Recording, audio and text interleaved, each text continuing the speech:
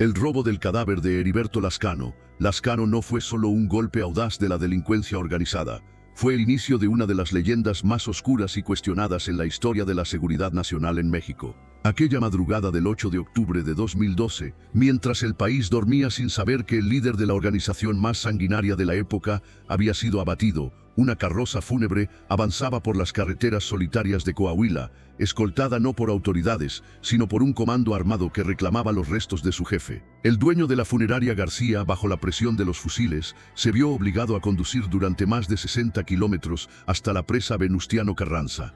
Allí, en la penumbra de la noche, el cuerpo de El Lasca fue transferido a otra unidad y se desvaneció para siempre. Este suceso dejó una herida abierta en la credibilidad de las instituciones que tardaría años en sanar. La decisión de las autoridades federales de clasificar la información del caso durante una década, hasta este 2024, solo alimentó las sospechas de quienes dudaban de la versión oficial. ¿Cómo era posible que la Marina, la institución más confiable del país, dejara un trofeo de tal magnitud sin vigilancia en una funeraria local? Las teorías de un doble, de un pacto secreto o de una huida fingida siguen resonando en los foros de inteligencia y en las calles, donde el nombre del Z3 todavía se pronuncia con un temor reverencial. El hombre que transformó el narcotráfico en una guerra de guerrillas, que trajo las tácticas de contrainsurgencia al servicio del crimen, desapareció tal como vivió, envuelto en un aura de misterio y violencia absoluta. Con la ausencia física de su cuerpo, Lascano no murió para sus seguidores, se convirtió en un mito que vigila desde la sombra,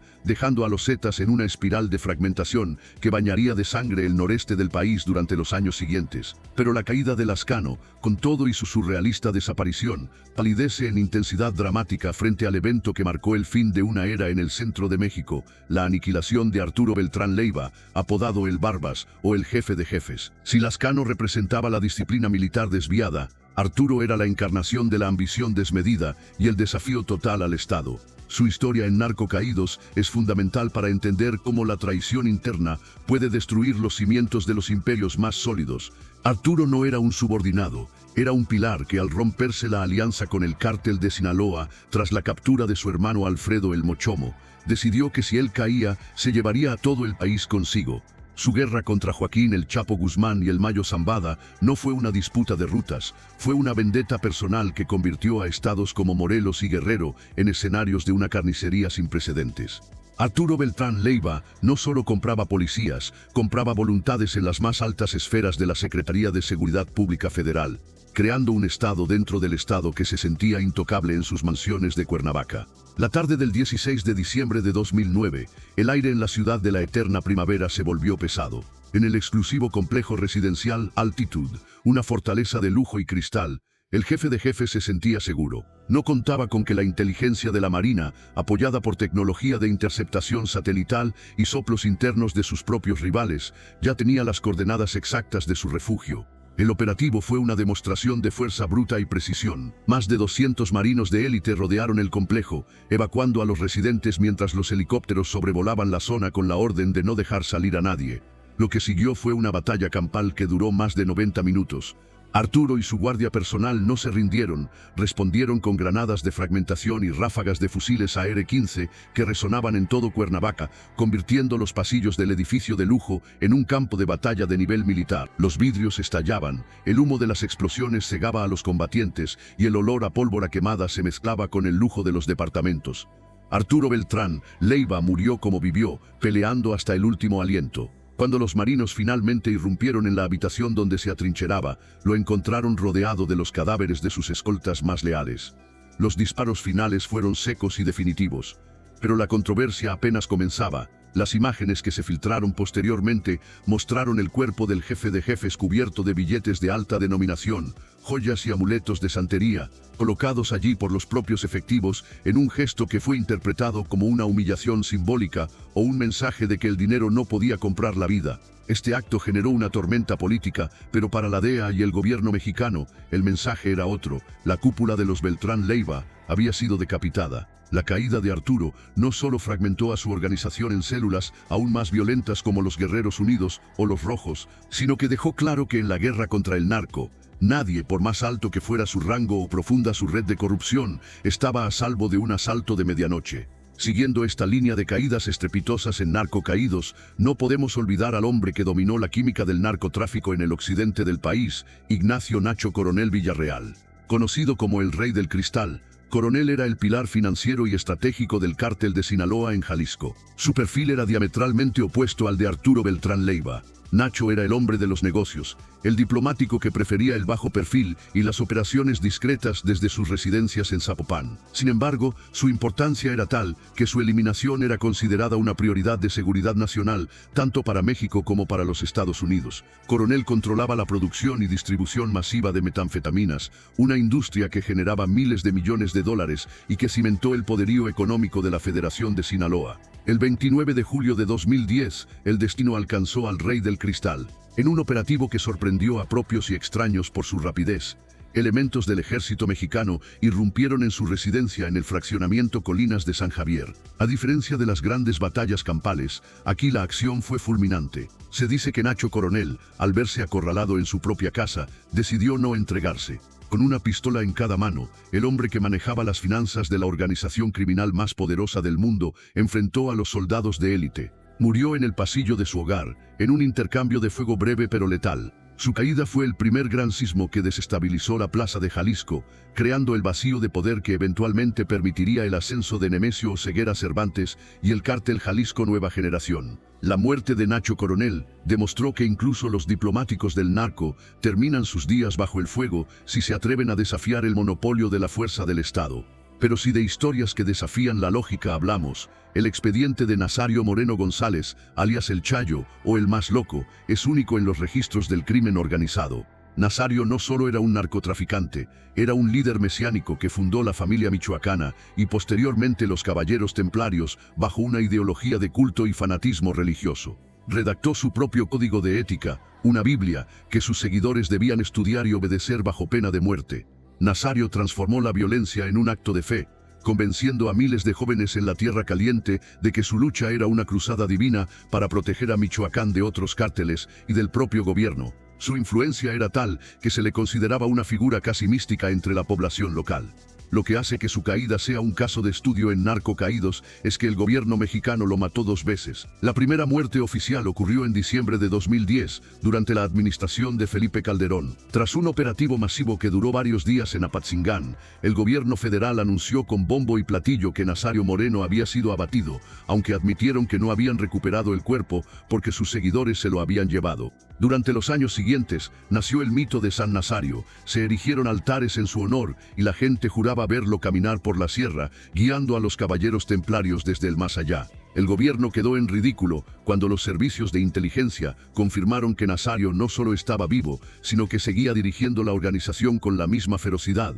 La verdadera caída, la definitiva, ocurrió en marzo de 2014. Tras años de operar desde la clandestinidad absoluta, aprovechando que el mundo lo creía muerto, la inteligencia militar finalmente lo localizó cerca de Tumbiscatío. En esta ocasión, no hubo espacio para dudas. El enfrentamiento fue directo y al terminar, las autoridades se aseguraron de realizar todas las pruebas forenses necesarias. Las fotografías de su cadáver, con las huellas digitales plenamente identificadas, pusieron fin al mito del hombre que no podía morir. La doble muerte de Nazario Moreno es el ejemplo perfecto de cómo el narcotráfico en México se mezcla con la mitología popular y cómo la falta de transparencia de las autoridades puede convertir a un criminal en un santo ante los ojos de un pueblo desesperado. Dentro de esta galería de espectros que analizamos en Narco Caídos, hay un nombre que se pronuncia con un respeto casi místico por su capacidad de negociación: Juan José Esparragosa Moreno, alias El Azul. Si hubo un hombre que entendió que la discreción es la mejor armadura, fue él. Esparragosa fue el gran conciliador, el diplomático que lograba sentar en la misma mesa a los enemigos más encarnizados para evitar guerras innecesarias que afectaran el negocio. Trabajó con los fundadores del cártel de Guadalajara, con el cártel de Juárez, y fue pieza clave en la Federación de Sinaloa. Su habilidad para moverse entre las sombras fue tal que, a diferencia de sus contemporáneos, rara vez se veía envuelto en escándalos de violencia directa. En junio de 2014, surgió la noticia de su presunto fallecimiento. Se dijo que había muerto de un infarto al corazón mientras se recuperaba de una lesión en la columna en un hospital privado de Guadalajara o quizás de la Ciudad de México. Sus familiares incluso realizaron misas y publicaron esquelas en un intento por oficializar su partida. Sin embargo, a diferencia de los otros casos, el gobierno mexicano y las agencias estadounidenses como la DEA nunca han dado por cerrada la carpeta de El Azul. No hubo cuerpo recuperado, no hubo pruebas de ADN concluyentes, y su nombre sigue apareciendo en las listas de los más buscados.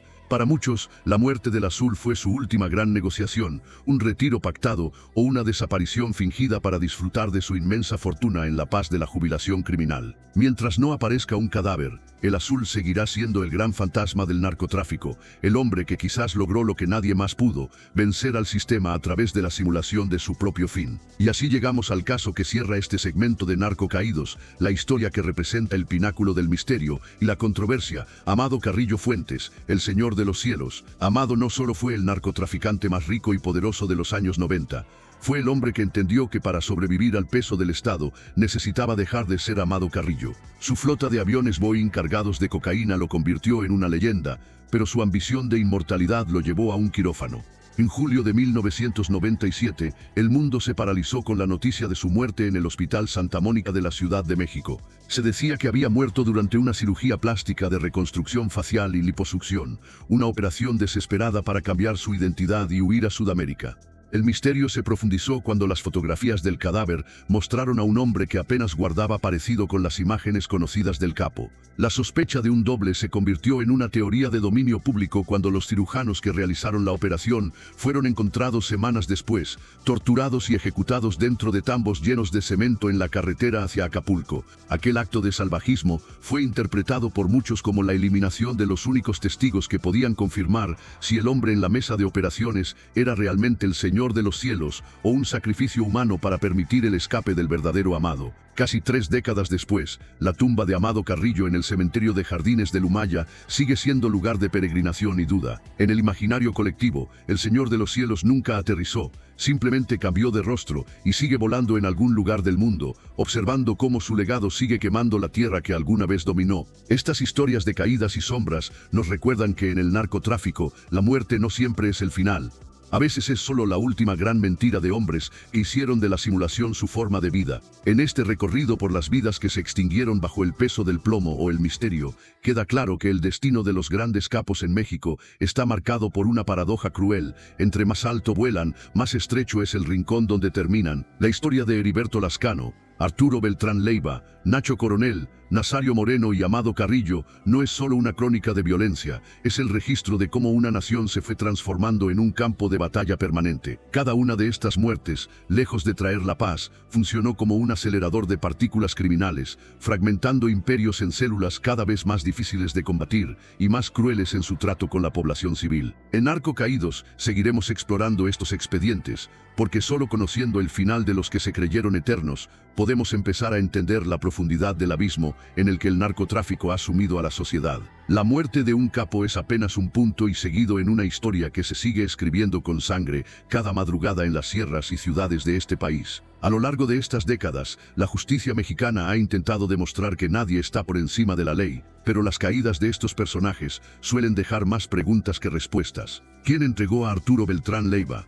¿Por qué se permitió el robo del cuerpo de Lascano? ¿Cómo pudo un hombre morir 2 veces ante los ojos del gobierno como Nazario Moreno? Estas interrogantes son el combustible que mantiene vivas las leyendas en las calles. Para los investigadores, son fallas sistémicas. Para el pueblo, son pruebas de que el poder del narco y el poder del Estado a menudo caminan de la mano en un baile de traiciones y beneficios mutuos. Lo cierto es que al final del día, el concreto de las tumbas y el silencio de las celdas en el extranjero son los únicos 2 finales reales para quienes deciden tomar el camino del dinero fácil y la violencia extrema. La gloria de los corridos se desvanece rápido cuando el estruendo de los helicópteros de la Marina se escucha sobre el techo de la mansión, recordándoles que, en el tablero de ajedrez nacional, siempre hay un peón dispuesto a sacrificar al rey por una nueva oportunidad de mando. El ciclo de ascenso y caída parece infinito. Por cada Beltrán Leiva que cae, surge un nuevo comandante dispuesto a superar su nivel de terror. Por cada ruta que se cierra en Juárez tras la caída de los Carrillo Fuentes, se abren 3 más en la frontera sur.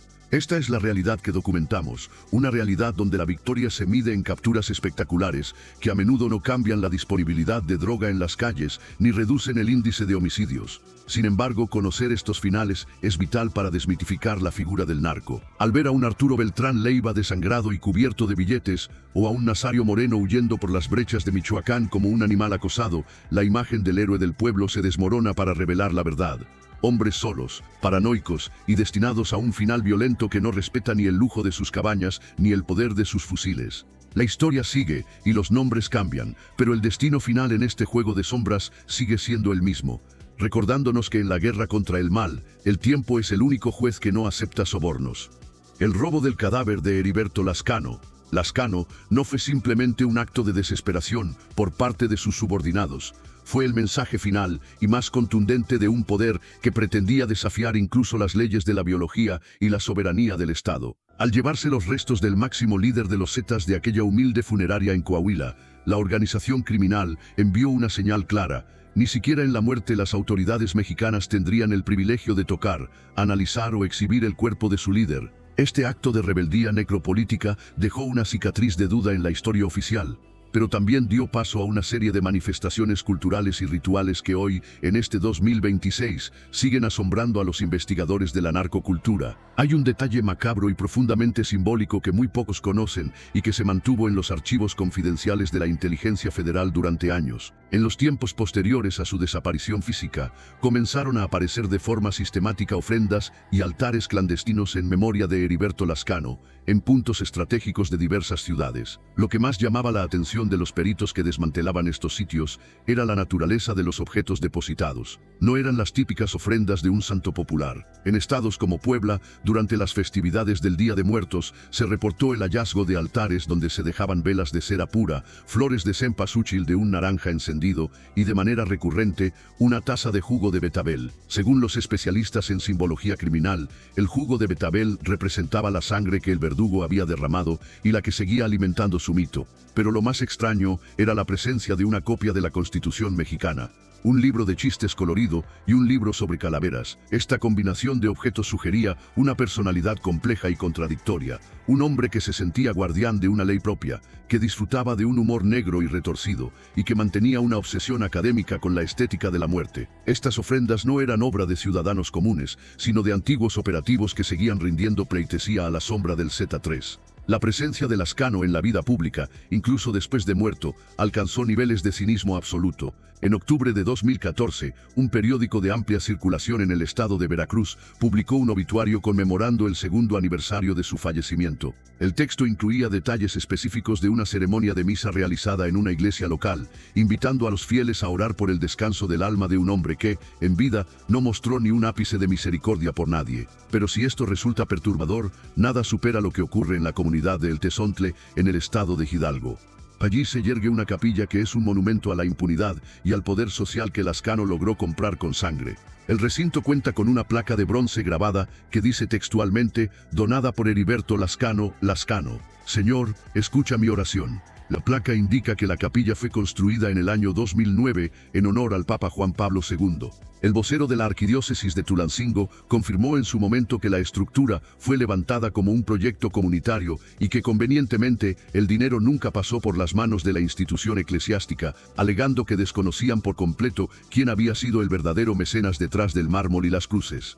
La supuesta muerte de El Lasca no acabó de inmediato con la estructura de los Zetas, pero sí representó el inicio de un declive imparable y violento. Con la desaparición del estratega militar, Miguel Ángel Treviño Morales, conocido como el Zeto 40, asumió el liderazgo absoluto. Sin embargo, el estilo de mando cambió de forma drástica. Mientras que Lascano aportaba una visión de disciplina castrense y táctica de contrainsurgencia, Treviño Morales era la encarnación de la brutalidad impulsiva y el sadismo desmedido. Las tensiones entre ambos líderes habían sido evidentes y peligrosas en los meses previos al tiroteo de Coahuila, y hoy muchos analistas en narco caídos coinciden en que la caída de Lascano benefició directamente a Treviño, quien emergió como el líder indiscutido, eliminando a los últimos cuadros leales al fundador. Pero los Zetas bajo el mando del 40 nunca volvieron a ostentar el poder hegemónico que tuvieron bajo la sombra de Lascano. La organización comenzó a fragmentarse en células más pequeñas y autónomas, perdió territorios clave ante el empuje renovado de cárteles rivales como el de Sinaloa y el del Golfo, y su capacidad operativa disminuyó de manera dramática conforme sus cuadros originales eran abatidos o capturados. Para el año 2017, las autoridades mexicanas declararon oficialmente que los Zetas estaban desarticulados como una organización unificada, convirtiéndose en una constelación de grupos regionales que se despedazaban entre sí, lo que hace que la historia de Heriberto Lascano sea verdaderamente impactante para nosotros es su trayectoria de transformación. Estamos hablando de un joven proveniente de una familia humilde de Hidalgo que decidió unirse al ejército con la intención de servir a su nación, que recibió el mejor y más costoso entrenamiento militar disponible, incluyendo capacitación en el extranjero, y que juró defender la soberanía de México. Ese mismo hombre terminó convirtiéndose en el arquitecto del cártel más violento y despiadado de la historia moderna del país, utilizando los conocimientos que el Estado le brindó para aterrorizar a ese mismo Estado. Su legado es un reguero de sangre infinita, comunidades enteras desplazadas por el miedo y miles de familias que aún hoy buscan a sus seres queridos en fosas clandestinas marcadas con una letra Z. El misterio sobre si realmente murió en aquel octubre de 2012 persiste como un fantasma en el imaginario colectivo. El gobierno federal nunca realizó la exhumación de los cuerpos de sus padres para llevar a cabo pruebas de ADN que confirmaran de manera científica e irrefutable su identidad, lo que dejó la puerta abierta a la especulación eterna. Aunque la información fue finalmente liberada en este 2024, muchos cuestionan la veracidad de los documentos, sospechando que se trata de un cierre burocrático para un caso que nunca se resolvió en el terreno de los hechos. El caso de Heriberto Lascano nos enseña una lección fundamental y dolorosa. Cuando las instituciones estatales fallan en proporcionar oportunidades reales de crecimiento, cuando la corrupción galopante permite que soldados de élite deserten hacia las filas del crimen sin consecuencias inmediatas, y cuando el Estado pierde el monopolio del uso legítimo de la fuerza, el resultado es una catástrofe social de proporciones históricas que tarda décadas en sanar. El siguiente nombre de nuestro expediente en Narcocaídos nos lleva a un escenario completamente diferente en sus formas, pero igualmente devastador en sus consecuencias. Estamos en la posición número 6 y el nombre es Ignacio Coronel Villarreal, mejor conocido como Nacho Coronel. Si Heriberto Lascano representaba la violencia militar bruta aplicada al control de rutas, Nacho Coronel representaba la sofisticada evolución empresarial del crimen organizado mexicano. Mientras los Zetas se enfocaban en el terrorismo urbano y el control de piso, Coronel Villarreal se dedicaba a transformar la química del narcotráfico a nivel global. Fue el tercer hombre con más peso en la jerarquía del cártel de Sinaloa, situándose solo un escalón por debajo de figuras míticas como Joaquín El Chapo Guzmán e Ismael El Mayo Zambada. Pero lo que muy pocos saben, y que hoy desglosamos a detalle, es que Nacho Coronel fue el verdadero motor que transformó al narcotráfico mexicano al introducir de manera masiva y sistemática la producción de metanfetaminas en territorio nacional. Nacido el 1 de febrero de 1954 en el municipio de Canelas, Durango, en el corazón del Triángulo Dorado, Nacho Coronel no fue un improvisado del crimen. Inició su carrera criminal bajo la tutela directa de Amado Carrillo Fuentes, el Señor de los Cielos. Durante años, Coronel absorbió como una esponja las complejidades del negocio internacional, estableciendo conexiones cruciales con proveedores en Colombia y perfeccionando las rutas de trasiego hacia los Estados Unidos con una eficiencia casi corporativa. Cuando Amado Carrillo falleció en 1997 bajo aquellas circunstancias tan sospechosas, en una mesa de cirugía, Nacho Coronel tomó una decisión estratégica que cambiaría el curso de la historia criminal de México. Se unió a la Federación de Sinaloa junto con Juan José Esparragosa Moreno, alias El Azul, y El Mayo Zambada. Su ascenso fue meteórico y silencioso. Coronel se convirtió en el responsable absoluto de las operaciones del cártel en todo el occidente de la República, controlando con mano firme los estados de Jalisco, Colima, Nayarit y partes estratégicas de Michoacán. Pero aquí es donde reside el detalle que lo hacía un objetivo de primer orden para las agencias internacionales. Nacho Coronel fue el visionario que comprendió antes que nadie que el futuro del negocio no estaba solo en la cocaína colombiana o la marihuana mexicana, sino en las drogas sintéticas producidas en laboratorios industriales. Se le comenzó a llamar en los reportes de inteligencia como el Rey del Hielo, o el Rey del Cristal, porque fue el pionero en establecer laboratorios masivos de metanfetaminas en territorio mexicano, aprovechando la infraestructura urbana y los puertos de Jalisco y Colima para importar precursores químicos desde Asia. Las autoridades estadounidenses, al darse cuenta de que Coronel estaba inundando sus calles con un veneno mucho más adictivo y barato de producir, lo consideraron una amenaza de primer nivel para su seguridad nacional. El FBI llegó a ofrecer una recompensa de $5 millones por cualquier pista que llevara a su captura, mientras que en México su nombre figuraba en los carteles de los más buscados con una cifra similar. Nacho Coronel era un hombre astuto, extremadamente discreto y cuidadoso hasta la paranoia. A diferencia de otros capos que gustaban de aparecer en palenques o de rodearse de escoltas que llamaban la atención, él se movía con un perfil bajo en las zonas residenciales de lujo de Guadalajara y Zapopan, mezclándose con la clase empresarial de Jalisco. Evitaba la ostentación excesiva, lo que le permitió operar durante años sin ser detectado. Sin embargo, en el mundo del narcotráfico, incluso los más precavidos terminan cometiendo un error o siendo víctimas de una traición. El 29 de julio de 2010, después de meses de un exhaustivo trabajo de inteligencia militar que incluyó el uso de tecnología de interceptación de señales y seguimiento encubierto, elementos de élite del ejército mexicano localizaron su escondite definitivo. El escenario del asalto final fue una lujosa residencia ubicada en el fraccionamiento Colinas de San Javier, en Zapopan, Jalisco. La propiedad, situada específicamente en el Paseo de los Parques número 340 y 35, era mucho más que una casa de lujo, era una de sus fortalezas de seguridad más importantes. Cuando los militares irrumpieron en el perímetro de la residencia, Nacho Coronel demostró que su discreción no era cobardía. En un acto que los reportes militares describen como una mezcla de valentía suicida y desesperación absoluta, el capo de 56 años decidió no entregarse con las manos en alto. Abrió fuego contra los soldados utilizando un rifle de asalto M16, defendiendo su bastión habitación por habitación. El enfrentamiento fue breve, pero de una intensidad brutal. Durante el intercambio de disparos en las escaleras de la casa, Coronel logró abatir a un militar e hirió de gravedad a otro antes de ser superado por la potencia de fuego de las fuerzas especiales. La respuesta de las tropas fue definitiva.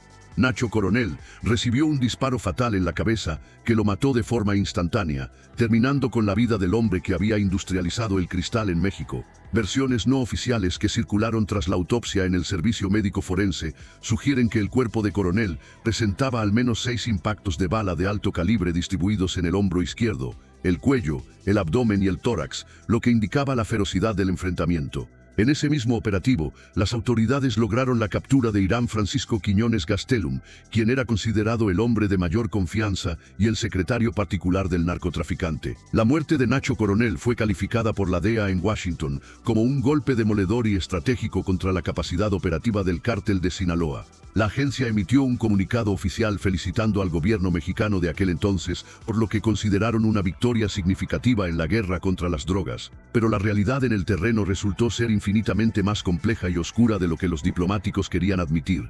Aquí en Narco Caídos desvelamos el giro de tuerca que muy pocos se atreven a analizar a fondo. La caída de Nacho Coronel no debilitó estructuralmente al narcotráfico en el occidente. Por el contrario, desató una fragmentación violenta que dio origen a la organización criminal más poderosa y temida de la historia moderna de México. Tras su muerte, los territorios y las rutas que Coronel controlaba quedaron en una disputa sangrienta. Un grupo de operadores jóvenes y agresivos, liderados por un hombre que había trabajado bajo las órdenes de Coronel y que conocía todos sus secretos, decidió independizarse. Ese hombre era Nemesio Oseguera Cervantes, alias El Mencho. La muerte de Nacho fue el catalizador que permitió el nacimiento del cártel Jalisco Nueva Generación, un grupo que adoptó la visión empresarial de Coronel, pero le inyectó la brutalidad militar de los Zetas. La purga de la familia Coronel no se detuvo con el asalto en Zapopan. Solo un día después de la muerte de Nacho, elementos del ejército dieron de baja en otro operativo a su sobrino, Mario Carrasco Coronel, alias El Gallo, quien estaba siendo preparado para suceder a su tío en la cúpula del cártel. Semanas más tarde, en septiembre de aquel 2010, las autoridades capturaron a Margarito Soto Reyes, apodado El Tigre, otro de los operadores financieros clave del capo en Jalisco. El imperio de los Coronel se desmoronaba en cuestión de meses, dejando el camino libre para que nuevas y más salvajes facciones se apoderaran de los laboratorios de metanfetamina que Nacho había perfeccionado. La residencia de Paseo de los Parques, donde cayó abatido el Rey del Cristal, se convirtió con el paso de los años en un símbolo mudo del auge y la estrepitosa caída de los grandes capos. El inmueble, que abarcaba más de 1.800 metros cuadrados de construcción y contaba con amenidades de lujo como un jacuzzi para 8 personas, espacio techado para 6 vehículos de colección, 4 habitaciones principales con acabados de mármol y amplias áreas verdes que alguna vez fueron patrulladas por sicarios, fue confiscado por el gobierno mexicano. Durante casi una década, el Estado intentó vender la propiedad en diversas subastas, bajando el precio de forma desesperada de los 10 millones de pesos iniciales a poco más de 6 millones. Pero el estigma de la muerte de un capo de tal magnitud alejaba a los compradores. Finalmente, fue vendida en el año 2018 bajo la figura de extinción de dominio.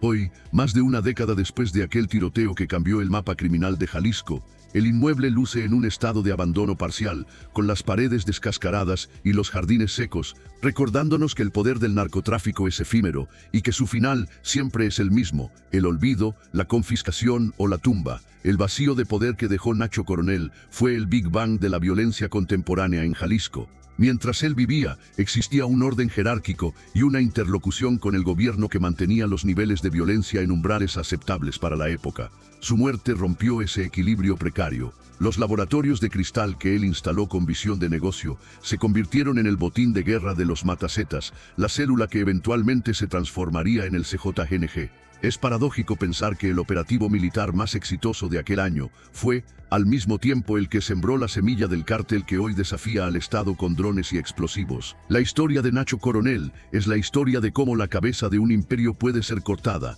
pero si el sistema que la sostiene permanece intacto, el cuerpo simplemente genera una nueva cabeza, mucho más rabiosa y letal que la anterior. Este es el mundo que documentamos en Narco Caídos, un mundo donde los nombres cambian pero las tragedias se repiten con una regularidad aterradora. La transición de la era de los grandes capos discretos, como Nacho Coronel, a la era de los caudillos militares mediáticos, como el Mencho, es el reflejo de una sociedad que se ha ido acostumbrando al sonido de las ráfagas. La mansión de Zapopan, ahora en silencio, es el testigo mudo de una época en la que el narcotráfico mexicano dejó de ser un negocio de tráfico para convertirse en una industria de producción química a gran escala. Nacho Coronel fue el ingeniero de ese cambio, y su muerte fue el precio que pagó por ser demasiado exitoso en un negocio donde el retiro no es una opción viable. A medida que avanzamos en nuestro análisis de los capos caídos, vemos un patrón que se repite. La muerte del líder nunca trae la paz, solo una redistribución violenta del territorio. En la Sierra de Durango todavía se cuentan historias de la astucia de Don Nacho, mientras que en las calles de Guadalajara se vive la realidad de la guerra que su ausencia desató. El Rey del Cristal murió peleando, llevándose consigo los secretos de las finanzas del cártel de Sinaloa, pero dejando tras de sí una tecnología química que hoy tiene a la región sumida en una crisis de salud y seguridad sin precedentes. La historia de Ignacio Coronel es el recordatorio de que, en este juego, el jaque mate al rey solo marca el inicio de una nueva partida con reglas mucho más sangrientas. Hay un detalle macabro que pocas personas conocen y que revela la audacia de quienes se sienten dueños de una ciudad entera. Se dice que Ignacio Nacho Coronel frecuentaba con total impunidad la Plaza Andares, uno de los centros comerciales más exclusivos y blindados de Guadalajara. Allí, entre tiendas de diseñador y restaurantes de alta cocina, el tercer hombre al mando de la estructura sinaloense se mezclaba con la élite social tapatía, camuflado por un aura de respetabilidad empresarial que no levantaba sospechas. Su capacidad para moverse en círculos de tan alto nivel mientras coordinaba operaciones criminales masivas era simplemente legendaria. Su funeral, realizado en el Panteón Jardines del Humaya en Culiacán, fue un evento que evidenció su poder incluso en la muerte. Acompañado por música de banda sinaloense y custodiado por elementos del ejército que vigilaban para evitar disturbios, el sepelio atrajo a cientos de personas que acudieron a despedir al capo. La muerte de Nacho Coronel demostró algo que las autoridades tardarían años en comprender completamente. Eliminar a un líder no destruye la organización, solo la fragmenta en grupos más pequeños y potencialmente más violentos. El cártel Jalisco Nueva Generación, nacido indirectamente de las cenizas del imperio de Nacho Coronel, se convertiría en uno de los grupos criminales más peligrosos del mundo. El siguiente caso de nuestra lista en legado mexicano nos lleva a uno de los escenarios más insólitos donde un capo perdió la vida. Imagina el carnaval más importante de un puerto turístico. Miles de personas celebrando y en medio de todo eso, una operación que terminaría con uno de los narcotraficantes más sanguinarios. Ramón Arellano Félix, conocido como el Comandante Mon, no era un capo común, era el brazo ejecutor del temible cártel de Tijuana. Nacido el 31 de agosto de 1964, Ramón era el más violento de los 7 hermanos fundadores. Su reputación de crueldad era inmensa. Se le atribuían decapitaciones y masacres atroces, como la de 19 miembros de la familia Castro Ramírez en 1998, donde no perdonó ni a mujeres ni a niños. Desde 1997, Ramón estaba en la lista de los 10 criminales más buscados por el FBI, comparado en peligrosidad con Osama Bin Laden. El domingo 10 de febrero de 2002, Mazatlán celebraba su carnaval. Ramón Arellano Félix no estaba allí para divertirse, sino para eliminar a su enemigo Ismael El Mayo Zambada. Se rumorea que El Mayo y el Chapo Guzmán le tendieron una trampa filtrando información falsa de que El Mayo estaría en el desfile. Ramón, disfrazado de policía bajo el nombre falso de Jorge López Pérez, circulaba en un Volkswagen sedán blanco en sentido contrario al flujo de personas. Cuando agentes ministeriales intentaron detenerlo en la esquina de las calles Rodolfo T. Loaiza y Gaviotas, se desató un tiroteo brutal. Ramón Arellano Félix cayó muerto con un disparo fatal en el cuello. Su caída marcó el fin de la era dorada de Tijuana. Lo más escalofriante, revelado años después por Jesús el Rey Zambada, es que sus rivales orquestaron todo, coordinando con un policía local, para que el cazador se convirtiera en presa en medio de la fiesta. Esta lección de traición nos lleva a la posición número 4, Nazario Moreno González, alias El Chayo, o El Más Loco. Prepárate para la historia más extraña de esta lista, un hombre que murió 2 veces y fue adorado como santo. Nacido el 8 de marzo de 1970 en Guanajuatillo, Michoacán, Nazario fundó la familia michoacana. Se presentaba como un salvador espiritual y escribió un libro titulado Pensamientos, de lectura obligatoria para sus sicarios. Imponía códigos morales estrictos mientras ejercía una violencia extrema. El 9 de diciembre de 2010, el gobierno de Felipe Calderón anunció que Nazario había muerto tras un enfrentamiento de 2 días. Sin embargo, nunca recuperaron el cuerpo, alegando que sus seguidores se lo habían llevado. Inmediatamente surgió el escepticismo. En los meses siguientes, los habitantes de Michoacán juraban haberlo visto y se construyó una capilla dedicada a San Nazario en la comunidad de Holanda, en Apatzingán. La gente le rezaba oraciones, pidiendo protección milagrosa. Durante 4 años, Nazario operó desde las sombras liderando a los caballeros templarios. En 2011, fiscales de Michoacán admitieron que no podían confirmar su muerte, alimentando una de las mayores leyendas del narco moderno. A medida que profundizamos en estos expedientes, nos damos cuenta de que la caída de estos personajes no solo afecta el mapa del crimen, sino que desgarra el tejido social de comunidades enteras que quedan atrapadas en medio de las sucesiones violentas. Por cada Ramón Arellano que cae, surge un nuevo comandante dispuesto a ser más cruel para ganar el respeto de su gente. Por cada Nazario Moreno que desaparece, nace una nueva secta que utiliza el miedo como herramienta de control político y social. Es una espiral descendente que hemos visto repetirse una y otra vez en las últimas 4 décadas. La riqueza ostentosa que alguna vez presumieron hombres como Arturo Beltrán Leiva o Amado Carrillo Fuentes es hoy solo un recuerdo borroso en los expedientes de la Fiscalía, mientras que las consecuencias de sus actos siguen presentes en las miles de familias que aún buscan respuestas. En Legado Mexicano, creemos que entender estos finales es fundamental para desmitificar la figura del narcotraficante y mostrarla como lo que realmente es, una vida de paranoia constante que termina, invariablemente, en una banqueta fría, en una mesa de hospital o en el anonimato de un cuerpo robado en la madrugada. El caso de Heriberto Lascano, el CT3, es quizás el que mejor ilustra esta transformación de ser humano a símbolo de terror. De ser un soldado de élite entrenado con los mejores recursos del Estado para combatir la insurgencia, pasó a ser el verdugo que diseñó la organización más sanguinaria de la era moderna. Su supuesta muerte en 2012 y el posterior robo de su cuerpo de una funeraria local en Coahuila es el ejemplo perfecto de cómo la delincuencia organizada puede burlarse de la soberanía estatal, incluso en el momento de la derrota. Los reportes oficiales dicen que fue abatido mientras veía un partido de béisbol, una actividad mundana para un hombre que decidía sobre la vida y la muerte de miles de personas. El hecho de que sus propios sicarios irrumpieran en la funeraria para llevarse el cadáver demuestra una lealtad forjada en el miedo o en un código militar desviado que las autoridades nunca terminaron de comprender. Sin un cuerpo que enterrar de forma oficial, Lascano sigue siendo para muchos un fantasma que recorre el noreste del país, una sombra que recuerda que el entrenamiento militar en las manos equivocadas es la receta para el desastre nacional. Por otro lado, la figura de Ignacio Nacho Coronel Villarreal representa la caída de la sofisticación. Él no buscaba el terror masivo de los Zetas ni el exhibicionismo de los Arellano Félix. Él quería la eficiencia de una corporación multinacional. Su muerte en Zapopan, en julio de 2010, marcó el fin del equilibrio en el occidente de México. Coronel era el enlace que mantenía a raya las ambiciones de los grupos locales y garantizaba el flujo de precursores químicos desde los puertos de Colima y Jalisco. Cuando el ejército irrumpió en su residencia y lo abatió tras un breve pero feroz tiroteo, se rompió la columna vertebral financiera del cártel de Sinaloa en esa región. Lo que vino después fue el surgimiento de grupos mucho más agresivos y menos dispuestos a negociar, lo que hoy conocemos como la expansión del cártel Jalisco Nueva Generación. La muerte de Nacho Coronel es la prueba de que eliminar a un administrador inteligente a menudo deja el camino libre para que los guerreros más violentos tomen el control de las estructuras que quedaron huérfanas. En este punto de nuestra investigación, es necesario reflexionar sobre cómo estos hombres, a pesar de sus orígenes diversos, terminaron compartiendo un destino similar. Algunos nacieron en la pobreza extrema de la sierra sinaloense, otros recibieron formación en las academias militares del país, pero todos sucumbieron a la idea de que el dinero y la violencia podían comprarles la eternidad. La realidad es que la historia del narcotráfico en México es una sucesión de monarquías caídas, donde el rey de hoy es el cadáver del mañana. Al mirar hacia atrás desde este 2026, vemos cómo la figura del narco ha evolucionado de ser un contrabandista de frontera a un señor de la guerra con aspiraciones místicas o empresariales, pero el resultado final para el individuo nunca cambia. Las celdas de máxima seguridad en los Estados Unidos o las tumbas anónimas en los panteones de Sinaloa son los únicos dos destinos que este camino ofrece de forma garantizada.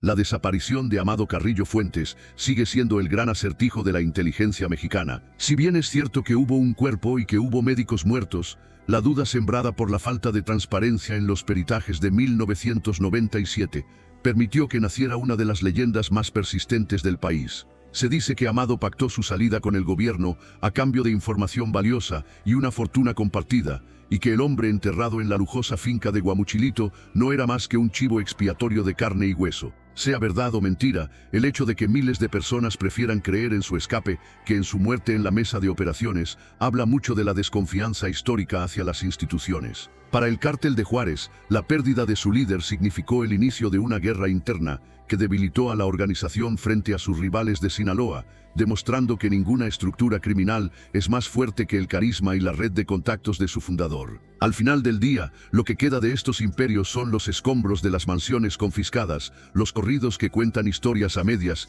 y el dolor de una sociedad que sigue pagando el precio de sus guerras. En Legado Mexicano, continuaremos analizando estos perfiles, no para glorificarlos, sino para entender las mecánicas del poder y la traición que rigen este mundo de sombras. La caída de los grandes capos es un recordatorio constante de que, en el ajedrez del narcotráfico, el peón más ambicioso siempre termina siendo sacrificado por el sistema cuando ya no hay más jugadas posibles. La historia de la violencia en México no es más que la repetición constante de estos ciclos de auge y caída, un bucle sangriento que parece no tener fin, mientras el mercado y la corrupción sigan alimentando la ilusión de que se puede ser el dueño del mundo a través del cañón de un fusil. El misterio de Nazario Moreno finalmente se resolvió el 9 de marzo de 2014, cuando elementos de la Marina lo localizaron en Tumbiscatío. A diferencia de la primera vez, el cuerpo fue recuperado, identificado plenamente y mostrado a la nación. Aquel hombre que había sido venerado como un santo en vida y muerte, terminó sus días como un mortal más, derribado por las fuerzas del Estado que tanto tiempo lo buscaron. Pero el daño ya estaba hecho. El culto a su figura y la estructura de los templarios dejaron una huella imborrable en Michoacán, una región que todavía hoy lucha por recuperar la paz. La historia de El Chayo es la advertencia de que la fe puede ser el arma más peligrosa cuando se pone al servicio del crimen. No teníamos cadáver, no teníamos huellas digitales, no teníamos fotografías para cotejar de manera científica, declararon con frustración diversos funcionarios de inteligencia durante años. El gobierno federal mexicano había celebrado prematuramente su muerte en el pasado, pero la cruda realidad era que nadie en las altas esferas de la seguridad nacional sabía con absoluta certeza qué había pasado realmente con el Chayo. La verdad, sin embargo, finalmente emergió de entre la maleza michoacana el 9 de marzo de 2014, justo un día después de que Nazario Moreno González cumpliera supuestamente 44 años de edad.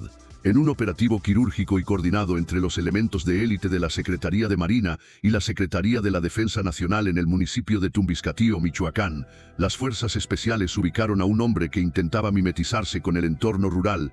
Viajaba solo, montado en una mula, a 13 kilómetros de la carretera municipal más cercana. Cuando los uniformados intentaron detenerlo para su identificación, el sujeto no dudó y abrió fuego con un arma corta contra los marinos. El enfrentamiento fue breve pero definitivo. El hombre recibió 2 impactos de bala en la caja torácica que le causaron la muerte de forma instantánea. Esta vez, para evitar el ridículo internacional y la humillación política, las autoridades no cometieron el mismo error del pasado. Tomaron las huellas digitales del cadáver en el sitio y las compararon en tiempo real con los registros oficiales de su cartilla del Servicio Militar Nacional y su credencial del Instituto Federal Electoral.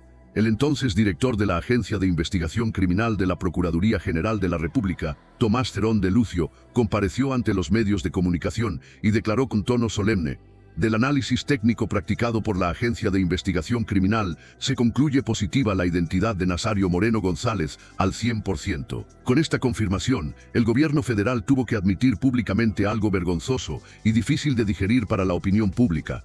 El anuncio realizado en el año 2010 había sido un error monumental. Nazario Moreno había estado vivo durante 4 años adicionales, operando con total tranquilidad mientras las autoridades lo daban por muerto y sus seguidores le rezaban como si fuera un espíritu del más allá.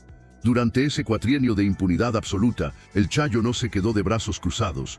Fundó la Organización de los Caballeros Templarios, expandió su influencia territorial y económica en todo Michoacán, y continuó sus actividades criminales de extorsión y narcotráfico sin mayor interferencia estatal. Los detalles de cómo vivió durante esos años de fantasma son verdaderamente escalofriantes y revelan la psicología de un hombre que se creía un dios terrenal. Fue localizado finalmente en una choza que lucía humilde por fuera para no despertar sospechas desde el aire, pero que por dentro contaba con televisores de pantalla plana de última generación, una cama de dimensiones king size y otros lujos que contrastaban con la miseria de la zona. Viajaba solo con un perfil bajísimo, evitando cualquier ostentación de caravanas armadas que pudieran delatar su posición ante los satélites. El comisionado para la seguridad de Michoacán en aquel entonces, Alfredo Castillo, reveló detalles aún más perturbadores sobre los rituales de iniciación de los caballeros templarios bajo el mando directo de Nazario. Como parte del proceso de adoctrinamiento y para forjar una lealtad inquebrantable, obligaban a los nuevos miembros a consumir órganos humanos, específicamente el corazón de sus víctimas ejecutadas, en una especie de comunión satánica y caníbal que buscaba deshumanizar por completo a los sicarios. La muerte real de El Chayo en 2014 generó reacciones mixtas en la entidad. Algunos habitantes de Michoacán, hartos de la violencia sistémica y de las extorsiones a los productores de limón y aguacate por parte de los templarios, celebraron la caída del tirano místico. Otros, especialmente en las comunidades rurales más alejadas, donde el cártel proporcionaba cierta infraestructura social o protección contra otros grupos criminales aún más feroces, lamentaron sinceramente su caída. El 14 de marzo de 2014, el cuerpo de Nazario fue entregado formalmente a su hermana y a 2 sobrinos en la ciudad de Morelia. Los familiares cubrieron sus rostros frente a las cámaras de la prensa y se negaron rotundamente a especificar cuáles serían los planes para el funeral o el entierro. Reportes no confirmados por la inteligencia sugieren que la familia planeaba cremarlo y esparcir sus cenizas en una comunidad secreta de la región de Tierra Caliente para evitar que su tumba se convirtiera en un sitio de peregrinación o que fuera profanada por sus enemigos. Lo más perturbador de todo este expediente en legado mexicano es que el culto a San Nazario no desapareció con su muerte confirmada. Las capillas clandestinas siguieron existiendo en la sierra. Las oraciones dedicadas a su figura continuaron susurrándose en los altares domésticos, y para muchos en las zonas marginadas de Michoacán, Nazario Moreno sigue siendo una figura de veneración mística. Es un ejemplo extremo y doloroso de cómo la narcocultura tiene la capacidad de pervertir la religiosidad popular y convertir a criminales sanguinarios en iconos de una fe distorsionada. La historia de Nazario Moreno nos enseña algo aterrador sobre la realidad de nuestro país. En contextos de abandono estatal prolongado, pobreza extrema y violencia endémica, las figuras criminales pueden llegar a llenar vacíos no solo económicos, sino también espirituales y sociales.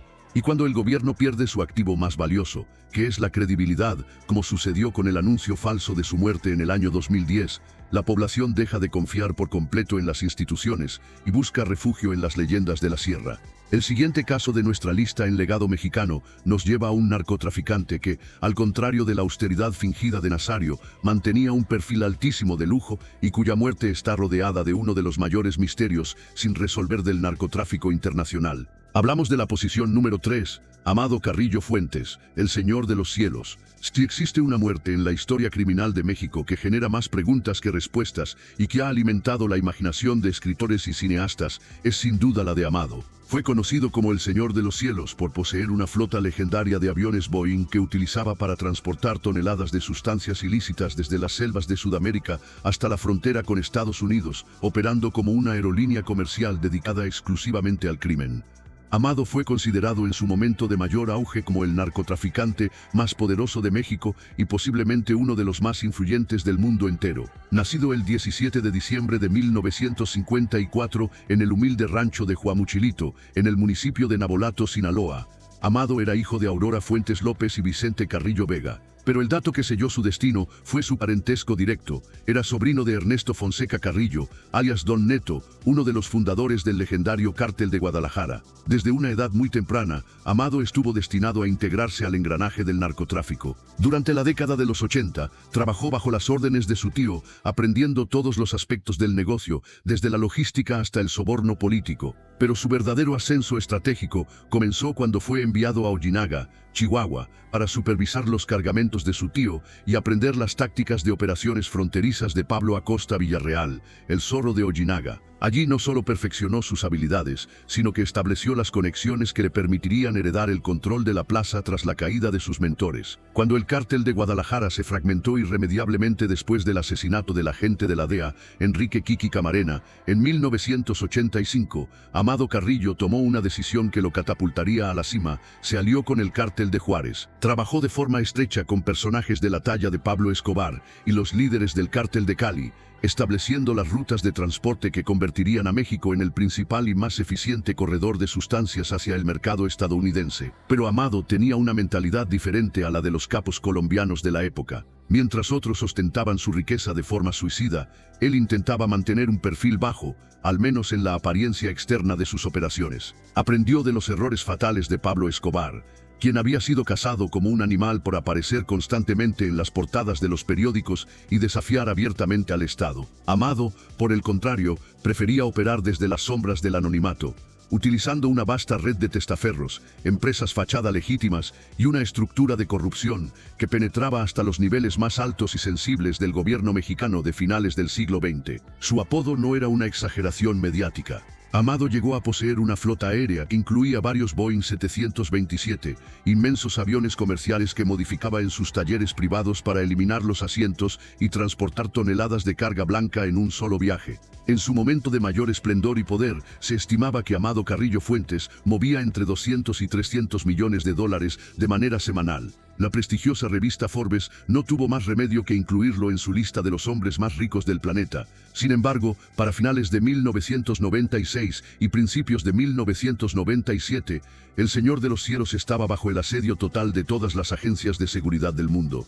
Estados Unidos ofrecía recompensas millonarias en dólares por cualquier información que permitiera su captura, mientras que el gobierno de México ofrecía 30 millones de pesos de aquella época. Incluso naciones como Colombia y Argentina tenían investigaciones abiertas y activas en su contra. La presión internacional era simplemente inmensa e insostenible. Gobernadores de diversos estados mexicanos comenzaron a enfrentar protestas populares masivas por su presunta complacencia y protección al narcotráfico. En el estado de Morelos, donde Amado poseía una residencia de lujo a solo 3 cuadras de la casa oficial del gobernador Jorge Carrillo Olea, se realizaron marchas silenciosas de la sociedad civil exigiendo acciones contundentes. Se sabía que Amado organizaba fiestas extravagantes en el municipio de Tetecala, sin que ninguna autoridad se atreviera a intervenir. Fue precisamente en ese momento de asfixia legal, cuando Amado Carrillo tomó la decisión más arriesgada y enigmática de su vida. Decidió someterse a una cirugía plástica facial profunda y a una lipoescultura abdominal para cambiar su apariencia física de manera radical.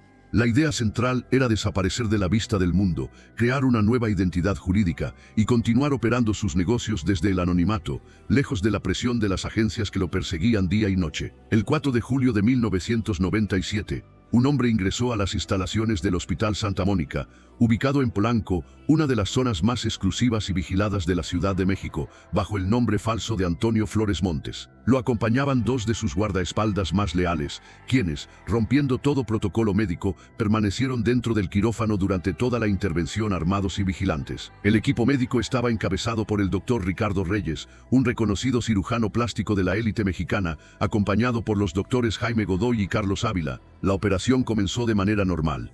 El objetivo era realizar una reconstrucción facial completa y una lipoescultura para reducir su volumen corporal. El procedimiento estaba programado para durar más de 8 horas. Durante las primeras fases de la cirugía, todo parecía marchar según el plan quirúrgico y los guardaespaldas supervisaban cada movimiento del instrumental médico. Pero en la madrugada del 5 de julio, la situación tomó un giro catastrófico y oscuro. Según la versión oficial que se difundió posteriormente, el paciente despertó de la anestesia quejándose de dolores intensos y opresión en el pecho. Los médicos, en un intento por calmarlo, le administraron un sedante fuerte llamado Dormicum, cuya sustancia activa es el midazolam. Ya fuera por una reacción alérgica violenta al medicamento, por un mal funcionamiento del equipo de respiración artificial, o por causas que nunca se han aclarado de manera satisfactoria para los investigadores, el corazón del hombre más buscado del mundo dejó de latir sobre la mesa de operaciones. El Señor de los Cielos, el narcotraficante que había eludido radares y ejércitos, supuestamente había muerto tratando de cambiar su rostro. Pero aquí es donde la historia se vuelve verdaderamente extraña en legado mexicano, y donde las teorías de conspiración explotan con una fuerza que dura hasta nuestros días. El cuerpo fue trasladado de inmediato al Hospital Central Militar, bajo una custodia castrense impresionante. Durante 5 días largos y llenos de rumores, las autoridades mexicanas se negaron a confirmar la identidad oficial del cadáver. Curiosamente, el 6 de julio, la DEA en Estados Unidos se apresuró a anunciar oficialmente la muerte de Amado Carrillo, sin haber tenido acceso físico a los restos y sin especificar cuáles eran las fuentes que los llevaron a esa conclusión tan tajante. Cuando empleados y familiares cercanos a Amado fueron llamados a reconocer el cuerpo en el forense, comenzaron las dudas legítimas. Según diversos reportes de personas que convivieron con él, el verdadero Amado Carrillo Fuentes poseía 2 señas físicas que eran inequívocas: un lunar oscuro con abundante vello en la parte superior de la espalda y una cicatriz muy notoria en una de sus nalgas. El cadáver que yacía sobre la plancha metálica no presentaba ninguna de esas marcas distintivas. Jaime Olvera, un hombre extremadamente cercano al círculo de confianza de Amado, habría declarado a sus allegados que ese cadáver no pertenecía a su jefe. Curiosamente, Olvera fue ejecutado en 1998, mientras se encontraba bajo el programa de testigos protegidos de la PGR.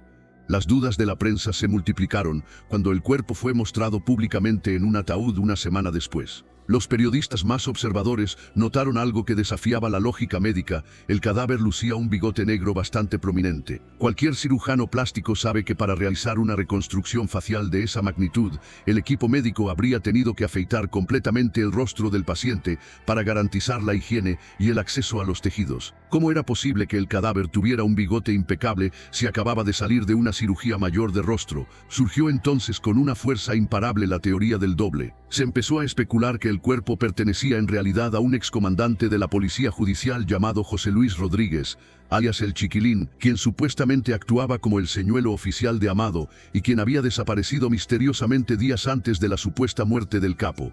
Algunos medios de comunicación reportaron un parecido físico asombroso entre ambos hombres. Otro detalle que alimentó la desconfianza fue que el acta de defunción original fue expedida a nombre de Antonio Flores Montes y no de Amado Carrillo Fuentes. La Procuraduría General de la República nunca proporcionó a la opinión pública pruebas periciales definitivas ni comparativas de ADN que cerraran el caso de manera científica. En el año 2014, el periodista Omar Sánchez de Tagle solicitó formalmente a través de los mecanismos de transparencia los estudios histopatológicos y los resultados de las pruebas de ADN realizadas en 1997. La respuesta de la autoridad fue contundente y reveladora. No existían tales documentos en los archivos, lo único que conservaban eran 2 boletines de prensa que relataban la muerte de forma narrativa. La historia se vuelve todavía más siniestra cuando analizamos lo que sucedió 4 meses después de la supuesta muerte de Amado. En noviembre de 1997, automovilistas que circulaban por la autopista del Sol encontraron 3 barriles metálicos abandonados con manchas de sangre y un olor fétido que impregnaba el ambiente. Al abrir los tambos y romper el cemento sólido con el que habían sido sellados, las autoridades descubrieron con horror los cuerpos de los 3 médicos que habían participado en la cirugía de Amado: Jaime Godoy, Carlos Ávila y Ricardo Reyes. Los restos mostraban señales inequívocas de una tortura brutal antes de ser asesinados. Se rumoreó intensamente que Vicente Carrillo Fuentes, el hermano de Amado que quedó al frente de la organización, habría ordenado las ejecuciones como castigo por la mala praxis médica. Sin embargo, la pregunta que quedó flotando en el aire fue: ¿por qué asesinar a los médicos con tal saña si la muerte de Amado había sido un accidente médico? Las teorías conspirativas sugieren que los cirujanos fueron eliminados para que nunca pudieran revelar que el hombre en la mesa de operaciones no era el Señor de los Cielos, o que habían sido obligados a certificar una muerte falsa. El exagente de la DEA, Guillermo González Calderoni, llegó a comentar a inicios de la década de los 2000 que Amado Carrillo Fuentes gozaba de una salud perfecta y vivía bajo una nueva identidad en algún lugar de los Estados Unidos o Sudamérica. Lamentablemente, Calderoni fue ejecutado en Texas en 2003 antes de que pudiera aportar pruebas de sus afirmaciones. En el año 1999, el periodista José Alfredo Andrade Bojorquez publicó el libro titulado Desde Nabolato Vengo, una biografía detallada de Amado Carrillo, donde se atrevía a describir las desapariciones de personas que habían sugerido que el capo seguía con vida. El autor de dicho libro desapareció en noviembre de ese mismo año y su caso permanece en el limbo de los expedientes sin resolver. Un amigo cercano de la infancia de Amado, identificado en entrevistas posteriores como Soísimo, declaró que asistió al velorio en el rancho de Huamuchilito y que salió de allí con más dudas que certezas. Explicó que al cadáver le faltaban rasgos que él conocía perfectamente desde niño, como un mechón blanco natural en el cabello y el tono de piel exacto del capo. El señor Amado era de tez blanca y el que vimos en el ataúd no lo era, declaró con firmeza. El funeral oficial se realizó el 10 de julio de 1997 bajo un operativo militar sin precedentes que rodeó toda la propiedad familiar. Mientras los corridos resonaban y su madre, doña Aurora, lloraba desconsolada, el misterio se enterraba a varios metros de profundidad. Hasta el día de hoy, en este 2026, hay quienes sostienen en las plazas de Sinaloa que lo que se enterró aquel día en Nabolato no fue más que un ataúd lleno de secretos y un cuerpo ajeno. ¿Murió realmente el Señor de los Cielos aquel verano en Polanco? ¿Fue asesinado deliberadamente durante la intervención por temor a lo que pudiera revelar sobre la red de corrupción política en México? ¿O logró realizar el acto de escapismo más brillante y costoso de la historia del crimen organizado para disfrutar de su inmensa fortuna en el anonimato absoluto? La verdad es que nadie fuera de un círculo muy cerrado lo sabe con certeza. Lo que sí es una realidad histórica es que su supuesta desaparición física generó una guerra de sucesión brutal en el cártel de Juárez que debilitó la estructura original. Su hermano Vicente, alias el Viceroy, tomó el mando pero nunca pudo igualar el carisma ni la visión logística de Amado. Otros hermanos sufrieron destinos trágicos. Rodolfo, el Niño de Oro, fue asesinado en un cine de Culiacán y José Cruz desapareció de la faz de la tierra. La crónica de Amado Carrillo Fuentes es el recordatorio definitivo de que en el mundo del narcotráfico, incluso la muerte propia puede ser utilizada como la última y más efectiva herramienta de estrategia empresarial. El siguiente caso en nuestro expediente del legado mexicano nos traslada a uno de los enfrentamientos más violentos, mediáticos y significativos de la historia reciente de nuestro país. Hablamos de la posición número 2. Arturo Beltrán Leiva, el Barbas o el jefe de jefes. Si existe una imagen que simbolice con toda crudeza la brutalidad de la guerra contra el narco y el poder del Estado, cuando decide actuar sin concesiones, es la fotografía filtrada del cuerpo sin vida de Arturo Beltrán Leiva. Yacía en el piso de su lujoso departamento en Cuernavaca, cubierto de billetes de diversas denominaciones y rodeado por cientos de casquillos percutidos de fusiles de asalto, en una escena que parecía sacada de una película de guerra urbana. Arturo no era un capo que buscara esconderse en cuevas. Él desafió al sistema desde las zonas más exclusivas de la ciudad de la eterna primavera, y su caída marcó el inicio de una fragmentación criminal que todavía hoy, años después, sigue doliendo en el centro del país. Este ha sido un recorrido por los finales de quienes se creyeron eternos. Desde los rituales caníbales en las serranías de Michoacán hasta los quirófanos de lujo en Polanco, la historia de los capos mexicanos es una sucesión de tragedias que nos invitan a reflexionar sobre la fragilidad del poder mal habido. En Legado Mexicano continuaremos explorando estas crónicas, no para glorificar a sus protagonistas, sino para entender las profundas cicatrices que sus vidas y sus muertes dejaron en nuestra sociedad. Mantente atento a nuestra próxima entrega, donde analizaremos paso a paso el asalto final a la fortaleza de Arturo Beltrán Leiva y las consecuencias políticas que ese operativo desató en las estructuras de poder más altas de la nación. La historia del narco es el espejo oscuro de nuestra realidad. Y solo conociendo la verdad podemos aspirar a un futuro diferente. Esa imagen que recorrió el mundo entero en diciembre del año 2009 representó, para muchos observadores internacionales, tanto la victoria estratégica del gobierno mexicano como la evidencia más cruda del costo humano devastador de esta guerra interna. Arturo Beltrán Leiva nació el 27 de septiembre de 1961 en el Rancho La Palma, ubicado en el municipio de Badiraguato, Sinaloa, exactamente la misma región escarpada que vio nacer a generaciones enteras de narcotraficantes legendarios. Pero Arturo no estaba solo en el negocio familiar. Junto a sus hermanos Alfredo, Héctor y Carlos, construyó uno de los cárteles más poderosos, ricos y violentos de la historia de México. Arturo, apodado el Barbas por su característico bigote, o el jefe de jefes por su incuestionable posición de liderazgo, era por mucho el más carismático, el más violento y el más ambicioso de toda la estirpe. Los hermanos Beltrán Leiva comenzaron su trayectoria como simples escoltas de Amado Carrillo Fuentes, el Señor de los Cielos, aprendiendo las complejidades del negocio desde los niveles más bajos de la logística. Cuando Amado falleció en 1997, los hermanos decidieron unir fuerzas con el Cártel de Sinaloa, liderado en aquel entonces por su primo Joaquín El Chapo Guzmán. Durante años fueron la auténtica columna vertebral de esa organización, controlando con mano de hierro las operaciones de seguridad y estableciendo conexiones cruciales con los proveedores en Colombia. Pero lo que hacía verdaderamente peligroso a Arturo no era solamente su capacidad para mover toneladas de sustancias ilícitas a través de las fronteras, sino su asombrosa habilidad para infiltrar el gobierno mexicano a niveles que parecían inimaginables para la época. Para el año 2008, mediante el uso de sobornos masivos que se contaban por millones de dólares mensuales y amenazas de muerte directas, Arturo había logrado infiltrarse profundamente en el sistema político, judicial y de seguridad pública de México.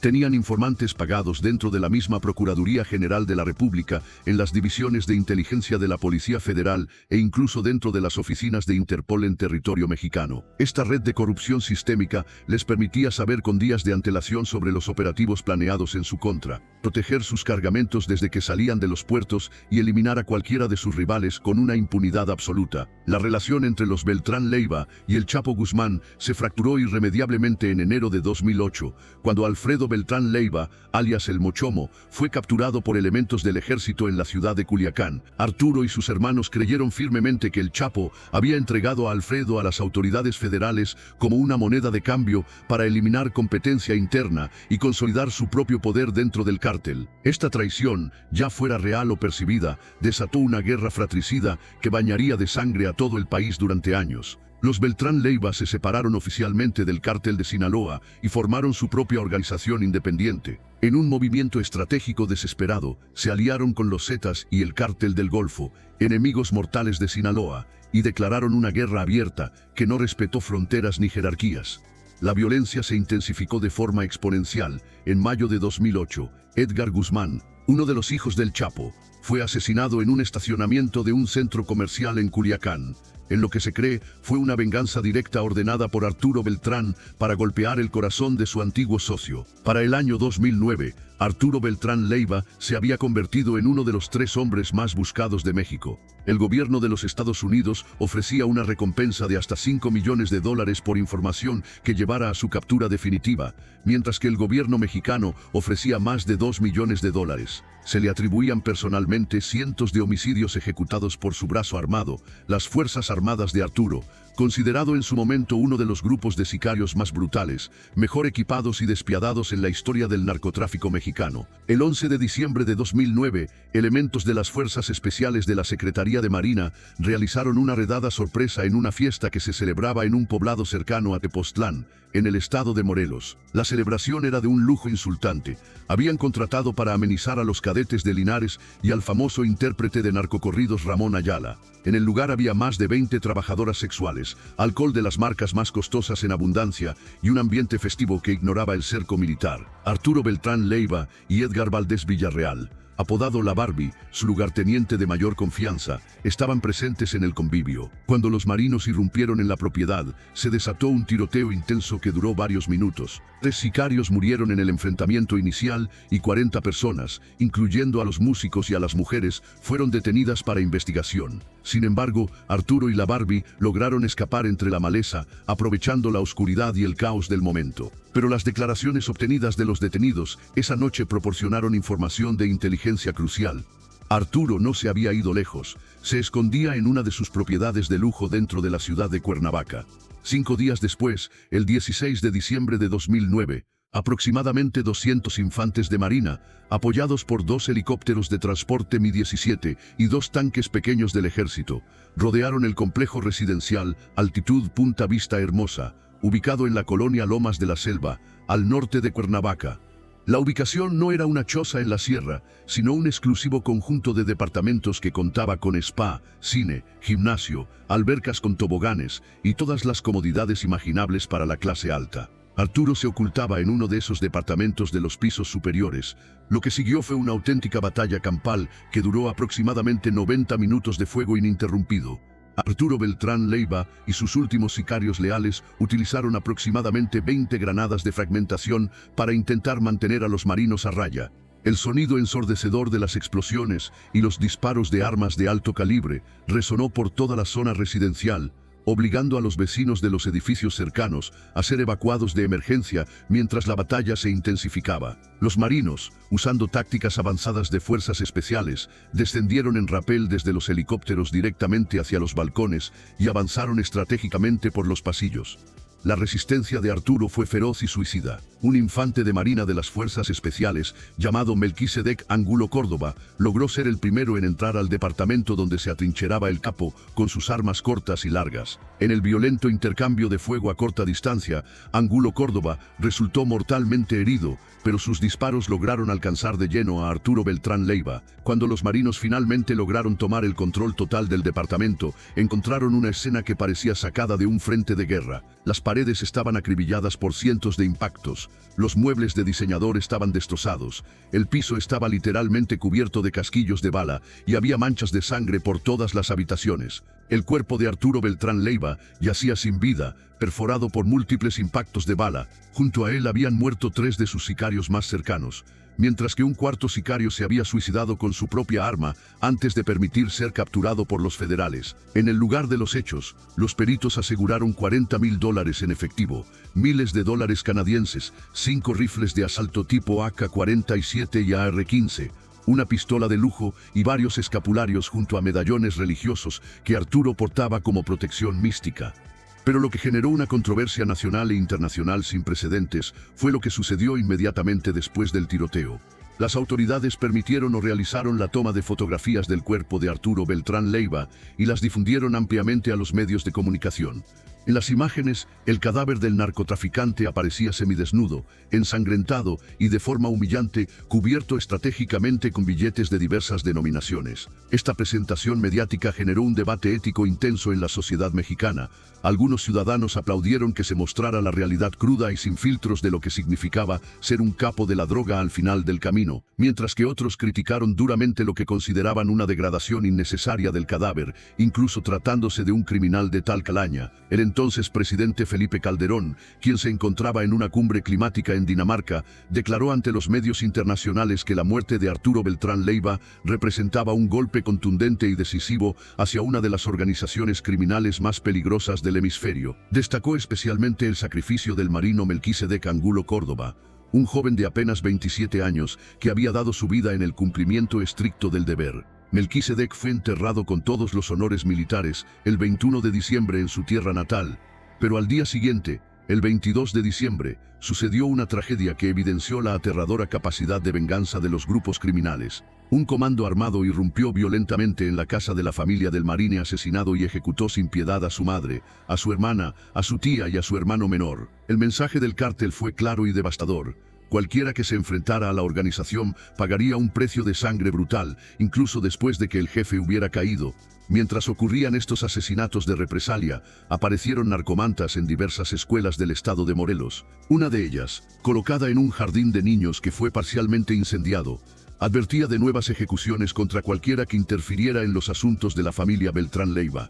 El terror se extendió por todo el estado de forma inmediata. Contrario a lo que el gobierno esperaba, la muerte de Arturo no acabó con el cártel. Al contrario, lo fragmentó en múltiples células más pequeñas, desorganizadas y mucho más violentas que antes. Edgar Valdés Villarreal, la Barbie y Héctor Beltrán Leiva, el hermano mayor de Arturo, iniciaron una guerra interna brutal por el control de la estructura restante. Más de 150 personas murieron en esta disputa por la sucesión en los meses siguientes. Cuernavaca y Acapulco, anteriormente conocidos como destinos turísticos tranquilos y cosmopolitas, se convirtieron de la noche a la mañana en zonas de guerra activa. Los edificios Altitud, donde fue ultimado Arturo, se convirtieron con el paso de los años en un lugar emblemático de la ciudad, reconocido por aquel acontecimiento trágico que marcó la psique de sus habitantes. Durante mucho tiempo, turistas movidos por el morbo acudían a las inmediaciones del complejo para tratar de identificar el departamento donde había caído el jefe de jefes. Pero detrás de la violencia hay detalles escalofriantes que revelan la personalidad de Arturo y que muy pocos conocen. El capo solía organizar desfiles de moda y eventos de caridad de alto nivel en el puerto de Acapulco para mezclarse con la verdadera alta sociedad y los círculos de poder. El 24 de abril de 1999, en el lujoso Hotel Hyatt Regency de Acapulco, Arturo organizó un desfile de alta costura, supuestamente diseñado para recaudar fondos para la lucha contra el SIDA. Al evento asistieron cerca de 600 personas de la élite, incluyendo diplomáticos extranjeros, empresarios prominentes y celebridades de la televisión. Entre los invitados de honor estaba el varón estadounidense de origen italiano, Enrico Di Portanova. Nadie en ese salón de baile sospechaba que el generoso ingeniero que financiaba con miles de dólares el evento de caridad era, en realidad, el mismo Arturo Beltrán Leiva, que ordenaba ejecuciones por las mañanas. Observando discretamente desde el bar del hotel, la periodista Anabel Hernández logró documentar este evento años después en su libro Los Señores del Narco, revelando cómo los narcotraficantes habían logrado infiltrarse en las más altas y respetadas esferas de la sociedad mexicana, mediante el uso del dinero y las relaciones públicas. Hernández escribió con agudeza que si esa noche se hubiera sabido públicamente la verdadera identidad del anfitrión, todos los invitados habrían sentido un asco profundo. La historia de Arturo Beltrán Leiva es, en esencia, la historia de cómo el poder económico, la corrupción política y la violencia extrema se entrelazan de forma inseparable en el México contemporáneo. Hablamos de un hombre que pasó de ser un simple escolta a convertirse en uno de los criminales más poderosos del planeta, capaz de desafiar a un ejército nacional desde su balcón. Arturo fue un hombre que infiltró instituciones enteras y que ordenó cientos de asesinatos, pero que también entendía perfectamente el valor de la imagen pública y de las relaciones sociales para proteger su imperio. Su muerte en Cuernavaca marcó el final definitivo de una era de capos unificados, pero también fue el fatídico inicio de una fragmentación criminal que multiplicó la violencia en el centro del país por 10. Y esto nos lleva directamente al caso número 1 de nuestro expediente en Legado Mexicano, una historia que resulta ser la más controversial y debatida de todas las que hemos presentado hasta hoy. Se trata de Héctor Beltrán Leiva, conocido como el H o el Ingeniero. Llegamos a la posición número 1 de nuestra lista, y los detalles de su vida y muerte pueden resultar sorprendentes. Héctor no es el más famoso mediáticamente, ni tuvo la muerte más violenta en un tiroteo de película, pero su historia encapsula perfectamente la tragedia, el sigilo y el misterio absoluto que rodean a los grandes capos mexicanos de la vieja escuela. Héctor Manuel Beltrán Leiva fue el último sobreviviente de importancia de la dinastía original de los Beltrán Leiva, y su fallecimiento en prisión cerró uno de los capítulos más sangrientos, largos y dolorosos del narcotráfico en México. Héctor nació el 6 de mayo de 1962 en la ciudad de Los Mochis, Sinaloa, siendo el segundo hijo mayor de la familia. Mientras su hermano Arturo desempeñaba el papel del guerrero impulsivo y el ejecutor violento que buscaba el enfrentamiento directo, Héctor era el auténtico cerebro financiero de la organización, el estratega frío que manejaba con maestría las conexiones con el mundo de la política y las altas esferas policiales. Su apodo, el Ingeniero, no provenía de haber cursado estudios universitarios formales, sino de la forma meticulosa, estructurada y calculada con la que operaba cada uno de los movimientos del cártel. Héctor incursionó en el mundo del narcotráfico desde muy joven, trabajando en las extensas plantaciones de amapola en las sierras de Sinaloa. Junto a sus hermanos ascendió con rapidez dentro de las filas del cártel de Sinaloa.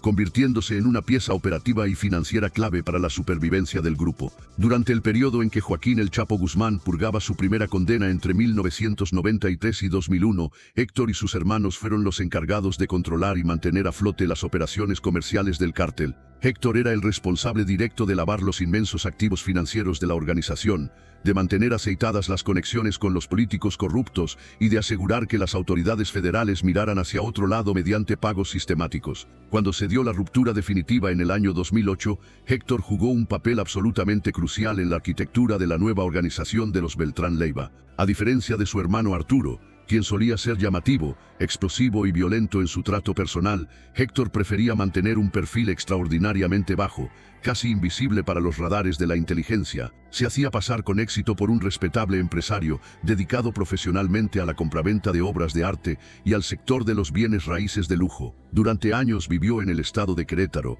lejos de la agitación de Sinaloa, mezclándose con total naturalidad con la clase alta queretana, sin levantar ni una sola sospecha sobre sus verdaderas actividades. Tras la muerte de Arturo, en aquel departamento de Cuernavaca en diciembre de 2009, Héctor asumió formalmente el liderazgo total del cártel, aunque se encontró con una estructura debilitada y una organización que ya no era el líder natural que había sido su hermano menor. Bajo su mando, el cártel de los Beltrán Leiva comenzó a experimentar un proceso de debilitamiento interno y externo. La guerra frontal con el cártel de Sinaloa continuó sin tregua, pero ahora Héctor también tenía que enfrentar conflictos internos de sucesión, pues Edgar Valdés Villarreal, la Barbie, quien había sido el lugarteniente de mayor confianza de Arturo, comenzó a disputarle el control territorial y financiero a Héctor de forma violenta. Durante varios años de persecución intensa, Héctor logró evadir a todas las autoridades nacionales e internacionales. Su estrategia de mantenerse bajo un perfil empresarial y discreto le funcionó durante mucho tiempo, demostrando que en el mundo del narcotráfico, a veces el silencio es más protector que un ejército de sicarios. Sin embargo, en el mundo del legado mexicano, sabemos que nadie escapa para siempre, y el final del ingeniero se escribió de una forma muy distinta a la de su hermano Arturo, pero no por ello menos definitiva para el legado de su familia. Mientras otros grandes capos de la época se perdían en la ostentación de los lujos excesivos, las caravanas de camionetas blindadas y el ruido de las armas de fuego, Héctor Manuel Beltrán Leiva vivía de una forma casi modesta, al menos ante la mirada del ojo público. Esta discreción fue su mejor escudo durante años. Estableció alianzas estratégicas y pragmáticas con organizaciones tan feroces como los Zetas, con el único fin de combatir al cártel de Sinaloa tras la ruptura familiar, y logró mantener operaciones sólidas en varios estados clave de la República, incluyendo Morelos, Guerrero, Jalisco y las lucrativas rutas turísticas de Quintana Roo. Pero el 1 de octubre de 2014, su racha de buena suerte finalmente se acabó. Elementos de las Fuerzas Especiales del Ejército Mexicano lo ubicaron con precisión quirúrgica en un restaurante de comida tradicional en San Miguel de Allende, Guanajuato. En ese momento Héctor, el estratega, estaba acompañado únicamente de su guardaespaldas de confianza. La captura fue extraordinariamente limpia, se realizó sin un solo disparo, sin violencia física y sin el caos que suele rodear estos operativos. El ingeniero no ofreció resistencia alguna, aceptando su destino con la misma frialdad con la que manejaba sus finanzas. Durante varios años, Héctor enfrentó complejos procesos legales desde el interior de los penales mexicanos. El gobierno de los Estados Unidos solicitó su extradición de manera formal y vehemente, pero en junio de 2017, un juez federal le otorgó un amparo basado en anomalías detectadas en el procedimiento administrativo, lo que impidió temporalmente su entrega a las autoridades estadounidenses. Héctor permaneció recluido en el Centro Federal de Readaptación Social número 1, mejor conocido como el Penal de Máxima Seguridad del Altiplano, el mismo lugar donde estuvo confinado su antiguo socio y luego enemigo, El Chapo Guzmán. Fue entonces cuando llegamos al 18 de noviembre de 2018. Ese domingo, Héctor Beltrán Leiva, quien entonces contaba con 56 años de edad, comenzó a sentir fuertes e insoportables dolores en el pecho mientras se encontraba en la soledad de su celda. El personal médico de la prisión lo atendió inmediatamente y ante la gravedad de la emergencia fue trasladado de urgencia al Hospital Adolfo López Mateos en la ciudad de Toluca, Estado de México. A las 4 de la tarde, Héctor Manuel Beltrán Leiva fue oficialmente declarado muerto. La causa clínica asentada fue un paro cardíaco irreversible. El certificado médico oficial indicó que el interno sufría de diabetes de larga data y que el estrés acumulado había detonado una hipertensión severa en su organismo. Pero aquí es donde reside el detalle que ha generado una ola de especulaciones y teorías en los pasillos de la inteligencia criminal hasta el día de hoy. Apenas unos días antes de su fallecimiento, Héctor había sido notificado formalmente de que un juez estadounidense había ordenado su extradición definitiva y que sería trasladado a territorio norteamericano en un plazo no mayor a 15 días, para un hombre que había logrado evadir la justicia durante décadas, que había construido una fachada de empresario respetable y que había visto morir o caer a sus hermanos uno por uno. La noticia de que finalmente sería enviado a una prisión de máxima seguridad en los Estados Unidos, donde pasaría el resto de su vida sin posibilidad de retorno, debió de ser una carga emocional devastadora. Los estudios periciales posteriores revelaron que la salud de El-Hach había comenzado a deteriorarse de forma acelerada desde el momento exacto en que recibió la noticia de su inminente traslado. El estrés extremo, combinado con una diabetes que no había sido controlada adecuadamente bajo el régimen carcelario, desencadenó el infarto masivo que le quitó la vida. Sin embargo, en Legado Mexicano sabemos que existe una versión que muy pocos se atreven a mencionar en voz alta. Hay una especulación persistente sobre si la muerte fue realmente producto de causas naturales o si hubo factores externos adicionales que precipitaron el final del capo. Héctor Beltrán Leiva era un hombre que sabía demasiado. Durante décadas, él fue el encargado de la nómina del cártel, el que manejaba las conexiones políticas, policiales y judiciales a nivel nacional. Su extradición a los Estados Unidos significaba que, bajo la presión de los fiscales estadounidenses y ante la perspectiva de morir en una celda extranjera, podría haber decidido cooperar y revelar información que habría resultado devastadora para muchas figuras del poder en México. Algunos analistas sugieren que su muerte en prisión ocurrió en un momento demasiado conveniente para muchos personajes influyentes que no querían que Héctor llegara a hablar ante una corte de Nueva York o Chicago. Otros, más apegados a la versión oficial, insisten en que simplemente fue el desenlace natural de un paro cardíaco en un hombre de mediana edad sometido a una presión psicológica insostenible. La Procuraduría General de la República confirmó las causas de la muerte y tomó todas las muestras biológicas correspondientes para evitar dudas futuras. Su cuerpo fue reclamado legalmente por su hija, quien se encargó de trasladarlo a la ciudad de Hermosillo, Sonora, donde se realizaron sus funerales de manera estrictamente privada, lejos del escrutinio de la prensa y de la curiosidad pública. Con el fallecimiento de Héctor Beltrán Leiva, se cerró de forma definitiva el capítulo de la dinastía original de los Beltrán Leiva. Arturo había sido abatido en aquel violento tiroteo de Cuernavaca en 2009. Carlos había sido capturado y permanecía en el sistema penitenciario. Alfredo, el Mochomo, había sido entregado a los Estados Unidos y sentenciado a cadena perpetua en abril de 2017.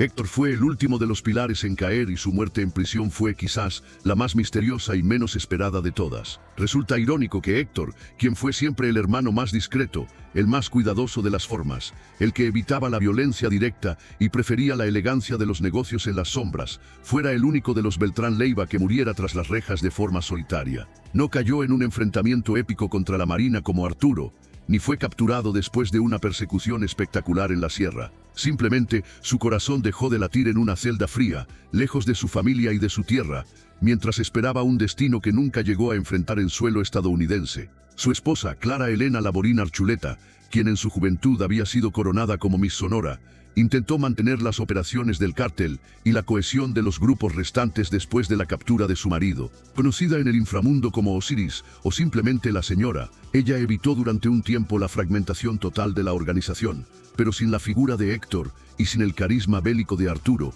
el cártel de los Beltrán Leiva terminó por convertirse en una pálida sombra de lo que alguna vez fue.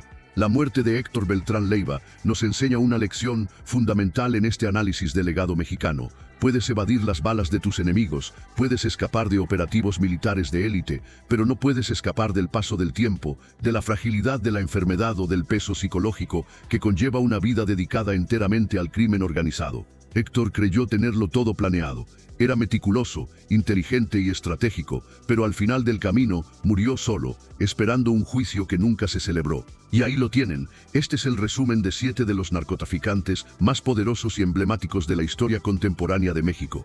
7 historias de ascensos meteóricos al poder y de caídas estrepitosas hacia la nada, relatos de poder absoluto que terminaron en finales trágicos y oscuros. Desde la narrativa de Heriberto Lazcano, el soldado de élite que se transformó en el líder del cártel más violento y cuyo cuerpo fue robado de forma surrealista, hasta la muerte silenciosa y solitaria de Héctor Beltrán Leiva en un hospital del Estado de México. Cada una de estas historias es un recordatorio del costo humano y social devastador que el narcotráfico ha impuesto a nuestra nación. Vimos cómo Nacho Coronel, el cerebro químico del cártel de Sinaloa, cayó defendiendo su casa y cómo su muerte involuntariamente dio origen a una de las organizaciones más violentas de la actualidad. Presenciamos la caída de Ramón Arellano Félix en pleno carnaval de Mazatlán, siendo víctima de la traición y de su propio temperamento impulsivo. Descubrimos la increíble historia de Nazario Moreno, el hombre que el gobierno mató 2 veces y que terminó siendo adorado como un santo popular. Y nos sumergimos en el enigma más grande de todos, la supuesta muerte de Amado Carrillo Fuentes, el Señor de los Cielos, cuyo final en una mesa de cirugía sigue generando dudas y leyendas urbanas décadas después. Pero sobre todo, analizamos cómo la muerte de Arturo Beltrán Leiva, el jefe de jefes, marcó un antes y un después definitivo en la estrategia de la guerra contra el narco, demostrando que incluso los hombres que se sentían intocables frente al Estado eventualmente caen por el peso de sus propios actos. Lo que todas estas historias tienen en común es una verdad incómoda. El poder en el mundo del narcotráfico es una ilusión efímera. La violencia solo genera espirales de más violencia y ningún imperio criminal, por más rico o armado que sea, es eterno. Estos hombres construyeron organizaciones que manejaban presupuestos multimillonarios, corrompieron instituciones completas y sembraron un terror que todavía hoy resuena en las pesadillas de muchas comunidades. Pero al final, todos ellos compartieron el mismo destino, la muerte violenta. Todos ellos compartieron el mismo destino, la muerte violenta, misteriosa o en el abandono de una prisión. Las operaciones militares que los eliminaron costaron la vida de valientes elementos de las Fuerzas Armadas, de civiles inocentes que simplemente pasaban por ahí y de periodistas que murieron tratando de contar la verdad. La violencia que estos hombres desataron ha dejado cicatrices profundas en México que tardarán generaciones en sanar. Las organizaciones que fundaron se fragmentaron en células más pequeñas, desorganizadas y en muchos casos, mucho más salvajes que las originales. Ahora, en Legado Mexicano, nos gustaría conocer tu opinión personal. ¿Cuál de estos expedientes de caída te ha impactado más por su crudeza o por su misterio? ¿Crees realmente que el Señor de los Cielos murió en aquel quirófano o eres de los que piensan que logró realizar el escape perfecto? ¿Consideras que la estrategia de eliminar a los grandes líderes ha sido efectiva o crees que solo ha servido para multiplicar la violencia en las calles? Déjanos tus comentarios aquí abajo. Tu participación enriquece el debate y nos ayuda a comprender mejor nuestra historia reciente. Si esta investigación profunda te ha resultado interesante y te ha aportado una nueva visión sobre el crimen organizado en México, te invitamos a que le des un me gusta al video, lo compartas con personas interesadas en estos temas y te suscribas al canal para no perderte nuestras próximas entregas. En los futuros episodios seguiremos explorando las vidas de otros narcotraficantes, los detalles de las operaciones más audaces de la justicia y los misterios que aún permanecen ocultos en el mundo de las sombras. Recuerda siempre que estos actos ilegales destruyeron familias enteras y causaron un daño incalculable al tejido social de nuestro país. Las historias que has escuchado hoy no tienen el objetivo de glorificar a estos criminales, sino de servir como un análisis necesario para entender la magnitud del problema y recordar que la violencia nunca, bajo ninguna circunstancia, será el camino correcto.